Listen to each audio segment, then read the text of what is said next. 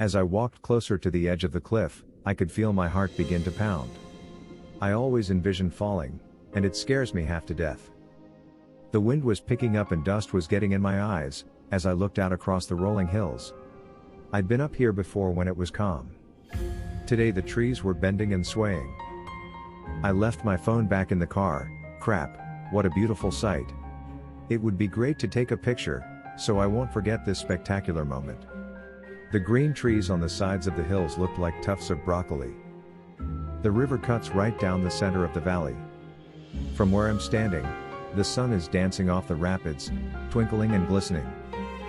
My toes are hanging off the precipice of the rock ledge. A gust of wind took me back a few steps. I took a deep breath to regain my composure. Oh my! I gasped. That was close. Thank God the wind didn't come from any other direction. The sun was beating down, and I knew I was getting burnt, but I didn't care. A little color this time of year would do me some good. I have been planning to go to the southwest this year, and having a good base will be a benefit. I inched my way back to the very edge.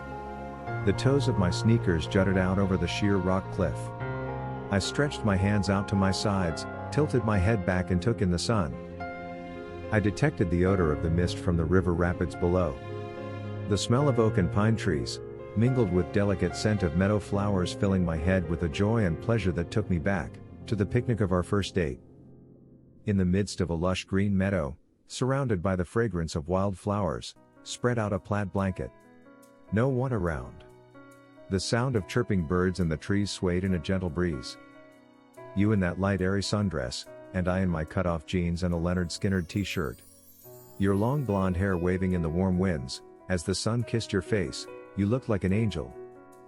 We kick off our shoes, laid back and gazed at the clouds going by. Your hand reached mine and with a squeeze that sent waves of warmth coursing through my entire body.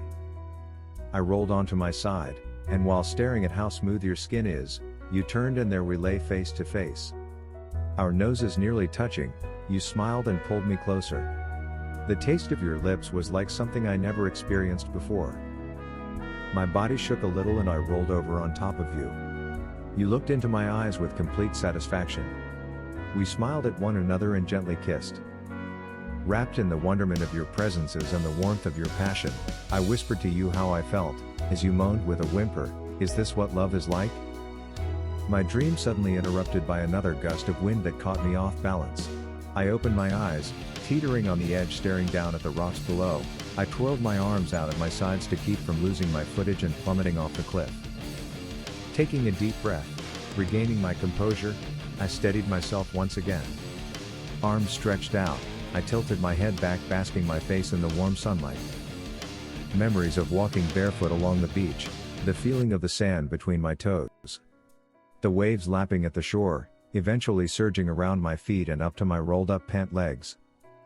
The smell of the salt spray teased my senses, giving me a longing for seafood.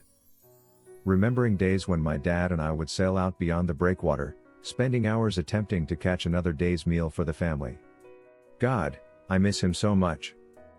Opening my eyes ever so slightly, gray clouds on the horizon and stiffer wind swirling about my head, whipping my hair across my face. Something I learned by being completely alone, for oh so long, is there's one thing no one can ever take away from you, and that is your thoughts. I took 2 steps backward and sat down to take off my shoes. The clouds on the hills across the valley grew ever so darker and I began to smell rain in the air. Barefoot, I shuffled my feet back to the very edge. Gripping the jagged rock with my toes as the winds buffeted my body, I could hear the distant thunderclaps echoing down the deep river chasm. A slight mist wafted my cheek, and a tear filled my eyes while giant raindrops splashed around me. Losing my balance, I whimpered. The rain drenched my clothes. I clenched my eyes tight and began to cry. I slipped and went headlong off the edge. My wet clothes flapping as I picked up speed. A lump formed in my throat.